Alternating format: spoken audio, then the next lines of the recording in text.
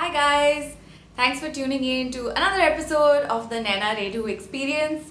I wanted to remind some of the new readers that some months ago I had done a series of videos, podcasts, specifically addressing the subject of influencer marketing from the point of view of brands and PR. So if you are, again, it's not, it's not training material in the sense that it's not like a workshop per se, but it gives you an idea of how to approach the subject, how to approach influencers, how to approach influencer marketing in general, whether it makes sense for your brand, etc.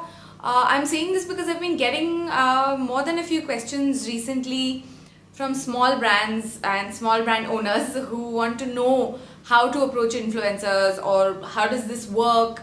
And one of the questions I'm going to be addressing today specifically, I don't think I've addressed it earlier in detail, but I do get this question quite a lot, so I thought I'd put it in podcast form today. This is from a small business owner who emailed me and said, if the entire story behind my brand is based on authenticity, does it not affect my credibility to pay someone to say good stuff about me? What are influencers paid for? What is this influence? So first I want to say that influencers are ideally not being paid for a positive review. I do receive emails from brands saying that we want you to write or review our product. Now, regardless of what kind of a product it is, I need to be an expert to review anything as a customer. Okay? As a customer, how would I review a particular product if I was spending my own money on it? There are many aspects around it, but I can't claim to be someone, for example, a food expert, right? Restaurants call me up and say that, hey, would you come and review our latest menu? No, I can't really review it. I can say things like, oh, this was nice, it was amazing, I love the food, there was so much of it.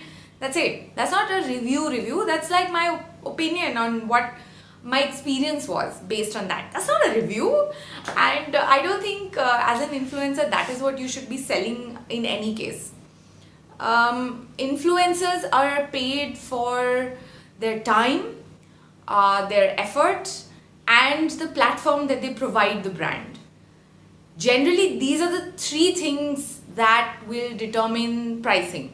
So when I say time, I mean, for example, if I'm doing an assignment with a client and it's a 6-month campaign and I need to go into their factory or their store every month for 6 months. So that's 6 trips.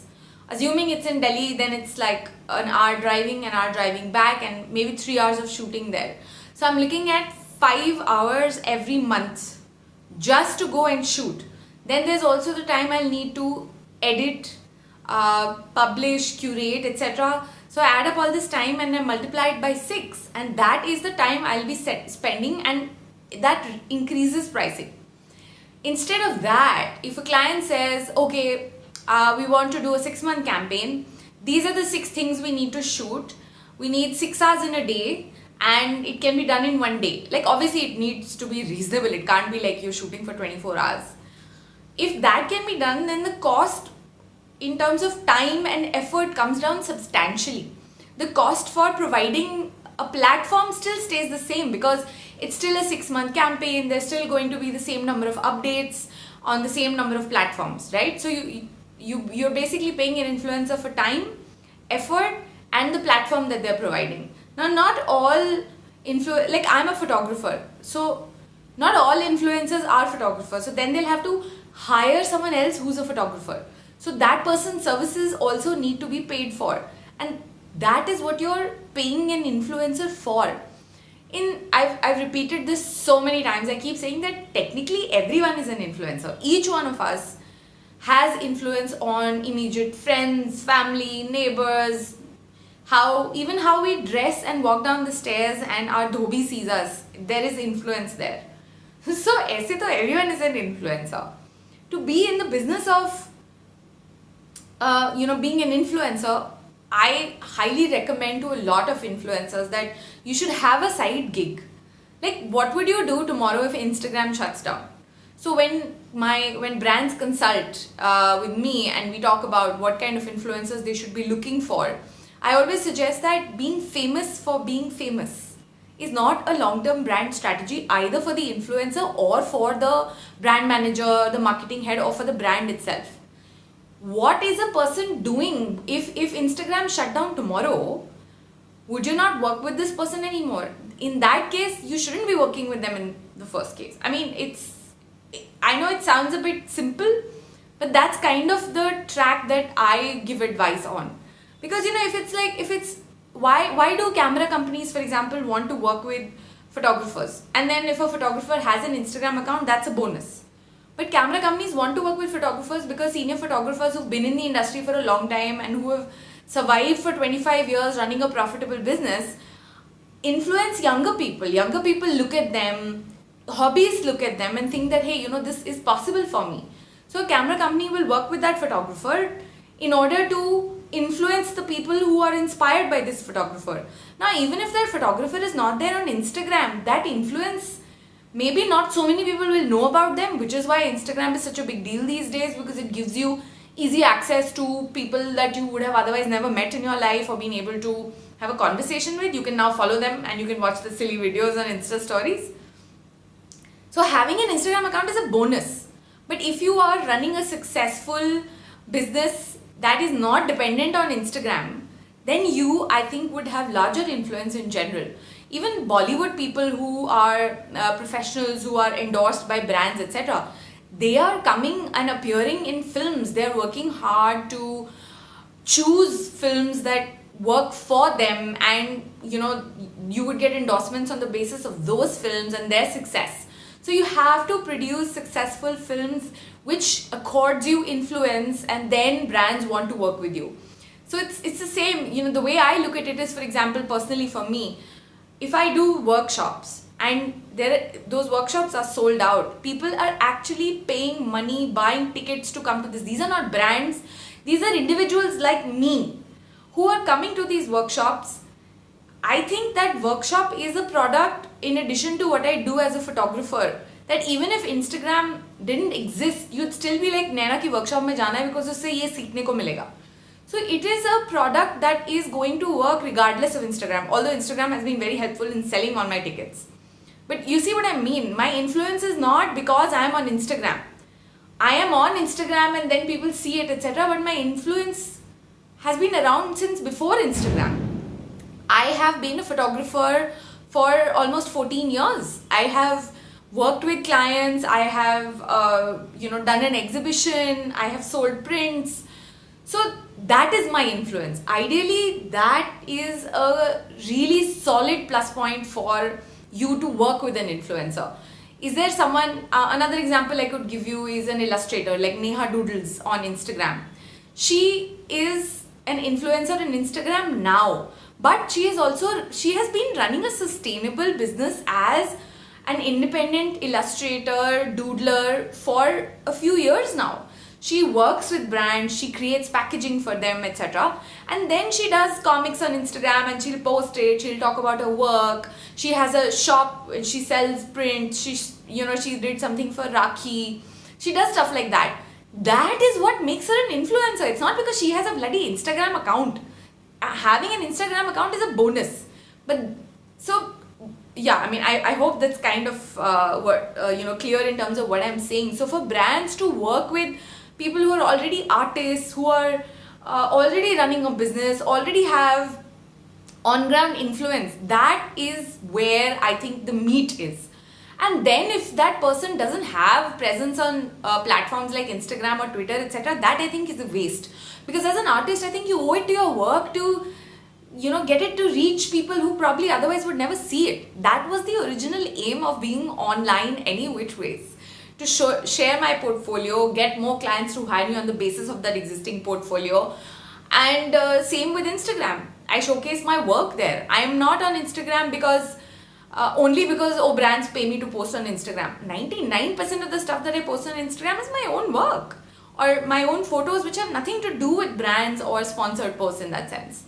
So authenticity in that sense multiplies, because the person or the influencer you're working with, if they are authentic, they have credibility and standing in the industry.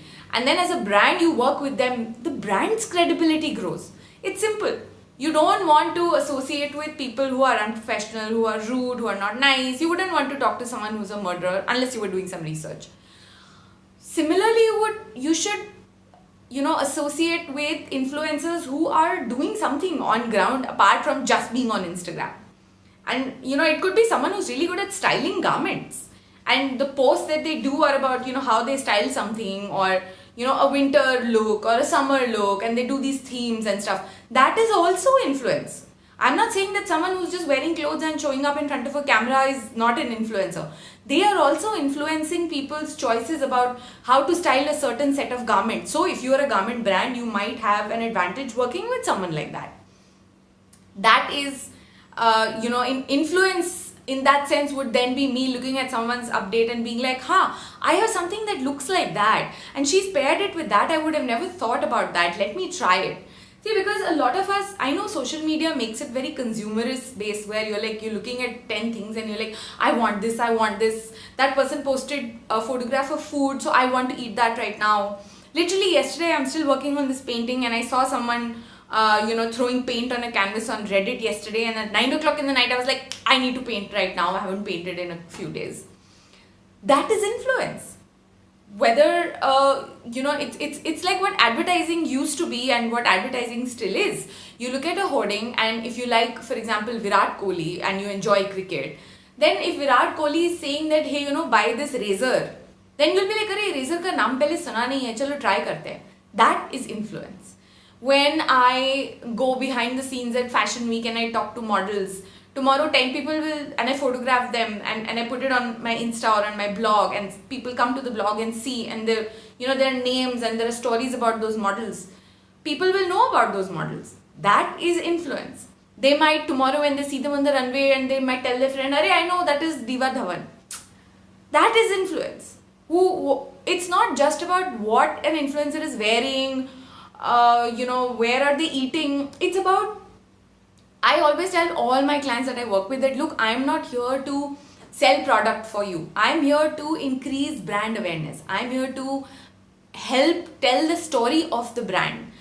When I go and eat at a new place and I've been invited for a free meal with me, it's just me or my family or it's just my husband. When I come back, I write a post about it, or I write stories about it on my Instagram. There are some people who are looking at that. And some of those people might be like, अरे नया restaurant है, इसको भी try करके देखते हैं. That is influence. So next time, maybe 10 days down the line, when they're celebrating something and they're like, oh, I feel like sushi, and I've talked about some place that does amazing sushi, they might consider that place and go eat a meal there. But if an influencer has been paid to provide a positive review, and then that person who got influenced went to that restaurant, did not like the sushi, did not like the ambience, there was no correlation between what the influencer said and what they experienced, then the chain of trust breaks. In the long run, people kind of start recognizing कि अच्छा ये तो कुछ भी बोल देती है. Ideally, that is not what you should be working with. As a brand, you should not be working with influencers who are open to suggestion to give a positive review just because you're paying them. No, that is highly unethical, it's unprofessional, and it is, in my opinion, it's not a long-term strategy. Of course, mediocre survives for a very long time sometimes because you have no ethics, you work with a lot of people, you say yes to a lot of things, and especially in your early days when you're still kind of figuring out कि ये कैसे होता है, you might say yes to things that you're not comfortable with. So it's you're not paying, as a brand, you're not paying an influencer to say ki, oh, this product is amazing. Even now when I work with brands, I'm always like, okay, for example, if I'm using a brand's paints and then I'm using it in a very thin consistency and that paint cracks, then I'm like, arey, ye to crack ho gaya. So I'll be like, yeah, I mean, nice opacity, great bright colors, lots of quantity, price is really cheap, but maybe I didn't know how to really mix it properly because there are some cracks that have appeared. That was my experience. At the same time, I am still providing a platform to the brand to increase brand awareness, to kind of promote the brand. And there might be someone who wants to paint, for example, who can't really afford expensive studio colors and who might think, "Yari, ye mere budget mein hai. I'm not sure where I'm going with all this painting thing. Let me start with a cheap paint and let's see where it goes. I'll do something with the cracks." It might come up tomorrow that they are painting based on those cracks. It might be like a new type of painting that someone's doing. I mean, that is influence. And that is ideal influence, in fact. That is what you should be focusing on and looking for and aiming for. That is why I keep saying that, behind the scenes is so important for brands who otherwise have amazing storefronts and who work with Bollywood celebrities. Nobody knows कि कपड़े कैसे बनते हैं, कौन बनाता है. And it's not just about taking a portrait of the artisan एक बार कि वो कुछ बना रहा है and that's it. This is a long-term investment for you to connect with your audience, for you to connect with an influencer's audience. Like a lot of people who follow me, I talk a lot about indie brands, made in India, sustainable fashion, things that you can repeat over and over. It's not one-time wear. You should, those are investment pieces, for example.